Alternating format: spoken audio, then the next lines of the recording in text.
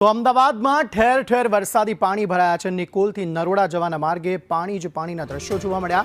નિકોલ બાપા સીતારામ ચોક પાસે પાણી ભરાયા હતા। વરસાદી પાણી ભરાતા વાહન ચાલકોમાં રોષ જોવા મળી રહ્યો છે।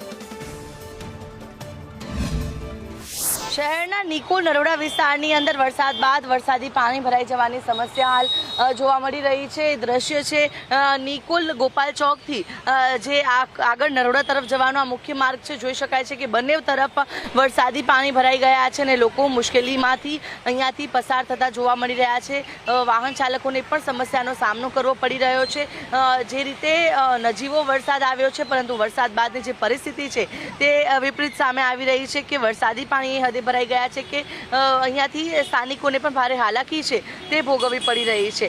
એટલે કે જે પ્રી મોન્સૂન કામગીરીના મસમોટા જે દાવા તંત્ર તરફથી કરવામાં આવે છે તે તમામ દાવા જાણે કે પોકળ સાબિત થઈ રહ્યા હોય તેવી સ્થિતિ અમદાવાદ શહેર। વરસાદી પાણી આગળ ભરાય છે ને તો આ ગટર ઉભરાઈ રહી છે અને ગટરનું પાણી વધુ બહાર આવે છે। વરસાદનું તો ઓછું છે પણ ગટરનું વધારે છે। કેટલી મુશ્કેલી સર્જાય છે વાહન લઈને પસાર મુશ્કેલી તો બહુ નડે છે।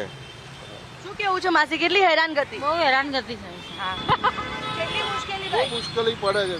કેટલા પાણી ભરાય છે આગળ? બહુ 1 ફૂટ જેવું ભરાય। બિલકુલ, તો આગળ ખૂબ જ પાણી ભરાય।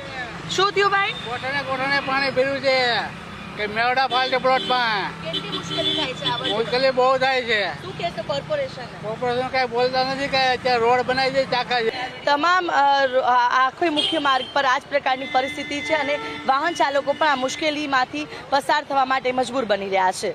કેમેરા પર્સન મનીષ વાણિયા સાથે આયુષી યાજ્ઞિક, સંદેશ ન્યૂઝ, અમદાવાદ।